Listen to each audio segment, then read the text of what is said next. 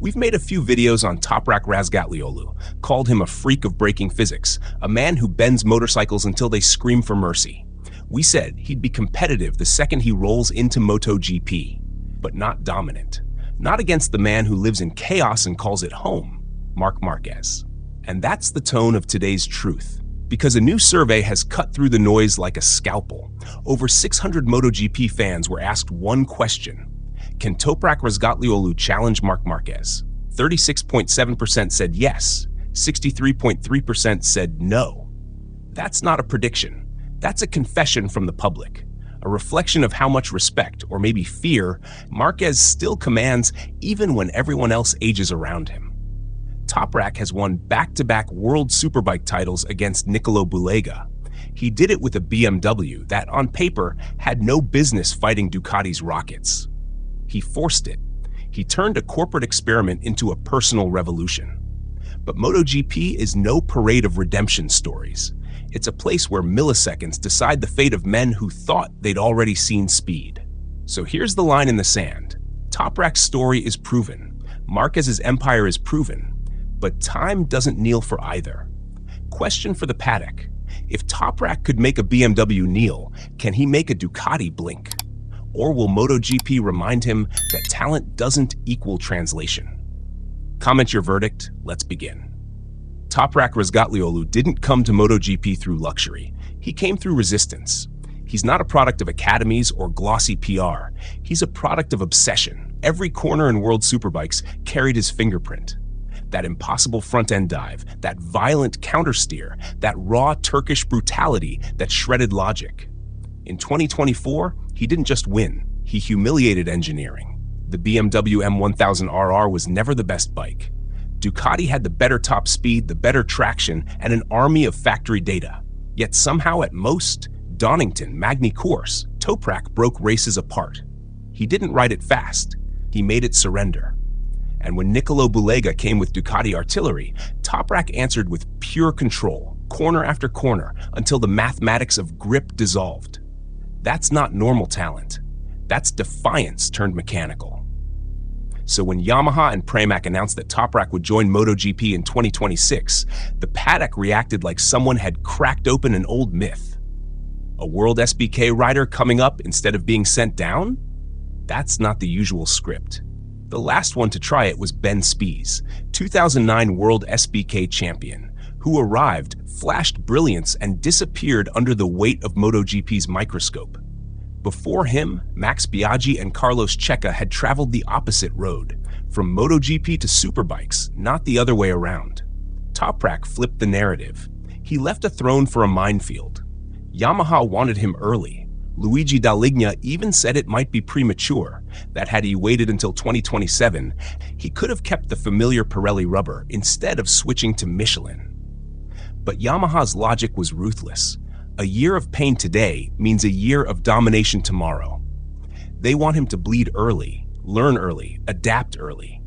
Because MotoGP's Michelin front tire is not a suggestion, it's a religion.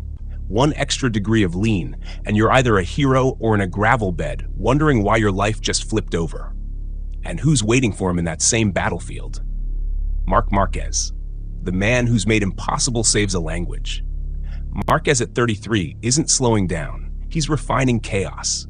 After 9 world titles and a body rebuilt more times than a Ducati chassis, he still treats danger like oxygen. This is the challenge Toprak's walking into. Not a rivalry of speed, but of dimension. Toprak's art is control. Márquez's art is surrender. One forces the bike to obey, the other dances with its rebellion. In testing and preseason talk, riders whisper about him. Toprak breaks too late, too hard, too often. But those same whispers existed about Márquez in 2013 when he first arrived. History has a cruel habit of rhyming before it repeats. So before a single MotoGP lap is completed, 2 worlds are colliding. BMW's Miracle Man versus Ducati's Eternal Ghost. WSBK Precision versus MotoGP Punishment. Did Yamaha pull the trigger too early, or exactly when the world still believes Márquez is untouchable? Drop your thoughts below. Now we enter the part where imagination dies and physics takes over.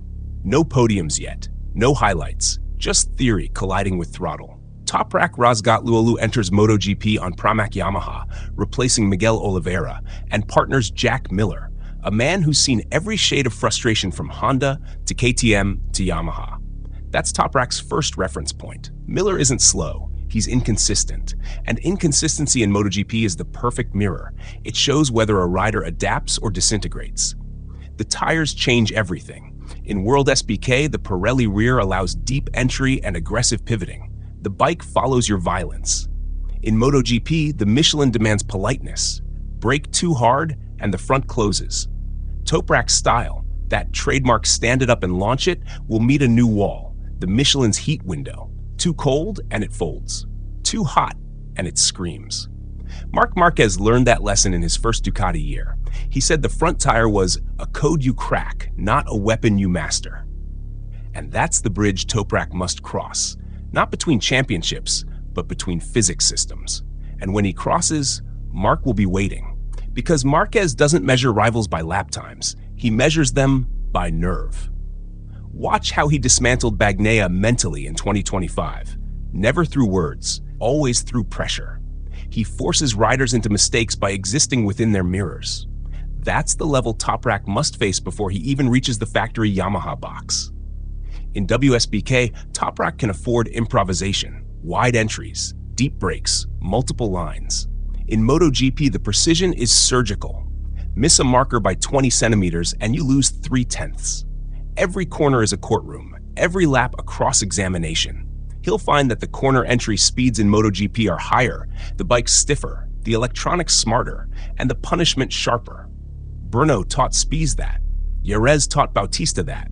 Assen taught Biaggi that. MotoGP doesn't hand out forgiveness. Yet, there's one thing that might just keep him in the game, the very madness that defines him. Because Márquez is the only rider alive who has thrived in that same madness.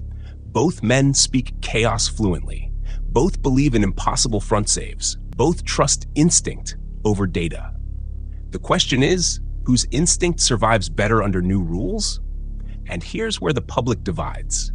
36.7% believe Toprak can challenge Márquez.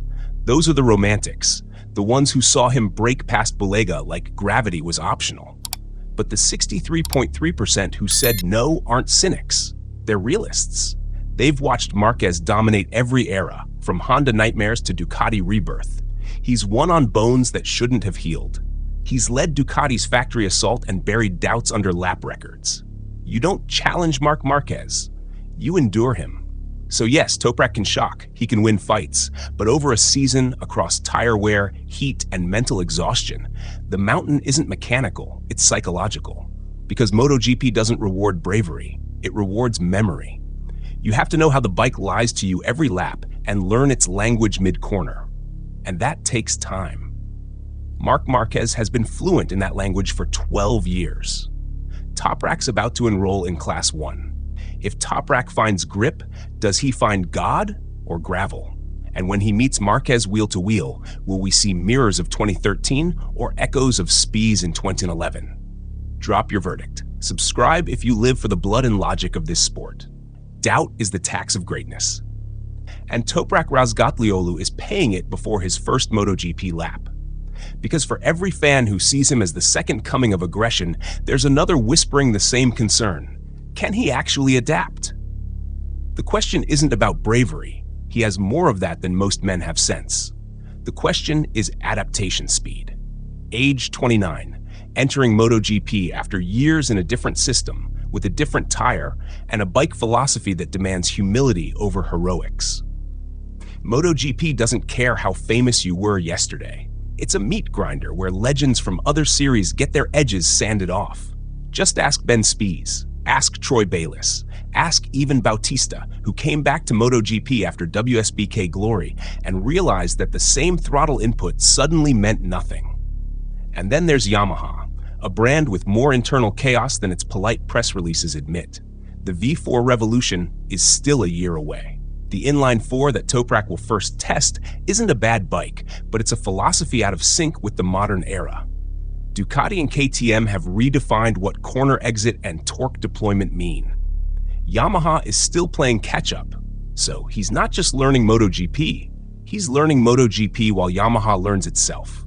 That's a brutal double-layered adaptation. And his teammate benchmark, Jack Miller, is no beginner. Miller might not be consistent, but he's brutally fast on Fridays, a master of one-lap fire, and a survivor of 4 factories. He'll test Toprak's adaptability every weekend. If Toprak beats Miller early, the message is clear. He belongs. If he doesn't, the internet will sharpen knives before his second Grand Prix. Even Luigi Dalligna, Ducati's architect, publicly questioned the timing of his move. He said waiting until 2027 might have given Toprak more control over tire familiarity. Translation: you don't walk into MotoGP mid-storm unless you've already learned how to swim. Still, Toprak knows storms. He's built from them. His braking technique is a natural disaster on 2 wheels. But in MotoGP, disaster meets data. Every movement is monitored, every throttle pulse recorded. It's not about chaos anymore. It's about controlled insanity. And that's where the doubts become logical. Because Márquez has already proven he can live inside this controlled insanity and weaponize it. He turned Ducati into an obedient beast, cracked Pecco's psychological armor, and did all that while carrying injuries from a decade of carnage. He is not just experience, he's evolution with a scar count. So when fans say no, Toprak can't challenge Márquez yet, they're not underestimating Toprak. They're acknowledging what Márquez still is. The collapse isn't of hype, it's of illusion. The illusion that greatness transfers instantly. The illusion that momentum equals readiness. Toprak's greatness is real, but MotoGP's rules of entry are ancient. Even gods need calibration. Controversial questions. Is Yamaha's rush for redemption worth throwing a man into Márquez's arena before the bike is ready? Or is this exactly how heroes are carved, by suffering early to kill later? Comment your thoughts. This is the kind of debate MotoGP was built for. Let's end this without perfume. Just truth. Toprak Razgatlıoğlu and Marc Márquez are not rivals yet. They're mirror images separated by timing. One's entering his storm. The other has already survived his. But their DNA is similar. Both reject comfort, both redefine risk, both treat machines like musical instruments that sometimes bite back. In the cold numbers, the fan survey is brutal but honest. 63.3% doubt Toprak's ability to challenge Márquez. That's not disrespect, that's reality. Márquez has beaten younger men, faster bikes, and deeper wounds. He's not a man you challenge. He's a system you survive. Toprak's weapon isn't pure speed, it's conviction. That kind of belief bends motorcycles and turns statistics into rubble. But belief must first learn translation. He must unlearn the WSBK habits that gave him godlike status and rebuild them for MotoGP's precision nightmare. That process takes pain, and no amount of braking genius skips the line. The last World SBK champion to try this was Ben Spies, a prodigy who lit up MotoGP, won the 2011 Dutch TT, finished top 6 twice, and then disappeared under injury and adaptation fatigue. The pattern is there. MotoGP accepts newcomers with applause, then swallows them whole. Toprak knows this. That's why he hasn't spoken big yet. He refuses to say, I can beat Márquez, because the battlefield doesn't reward talk, it rewards data. And Yamaha? They've placed a double bet. Toprak's fire versus their engineering patience. If it aligns, the world might just see something unholy. If not, the statistics will bury hope before 2027 arrives. But for now, the only truth worth repeating is this. Toprak doesn't have to beat Márquez yet. He just has to make Márquez look in the mirror. Because when a champion starts checking his reflection, it means he's thinking again. And thought is the one thing Márquez has spent his whole career outrunning. Final questions. When the lights go out next season, will it be instinct or physics that decides who survives turn 1? And if chaos meets chaos, who walks out of the flames first? Drop your answer in the comments. Subscribe for more savage breakdowns. Because in MotoGP, faith and friction are the only languages that matter.